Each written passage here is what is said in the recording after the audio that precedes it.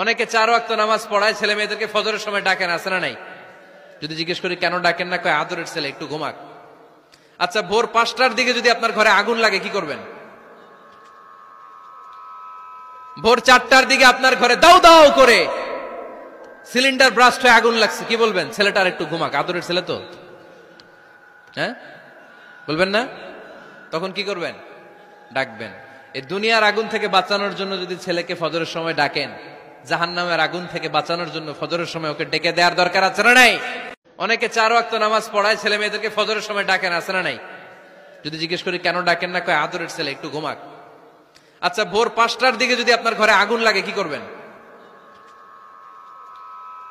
ভোর 4টার দিকে আপনার ঘরে দাও দাও করে সিলিন্ডার ব্রাস্ট হয়ে আগুন লাগছে, কি বলবেন? ছেলেটার একটু ঘুমাক, আদরের ছেলে তো, হ্যাঁ বলবেন না?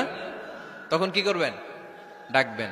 এই দুনিয়ার আগুন থেকে বাঁচানোর জন্য যদি ছেলেকে ফজরের সময় ডাকেন, জাহান্নামের আগুন থেকে বাঁচানোর জন্য ফজরের সময় ওকে ডেকে দেওয়ার দরকার আছে না নাই?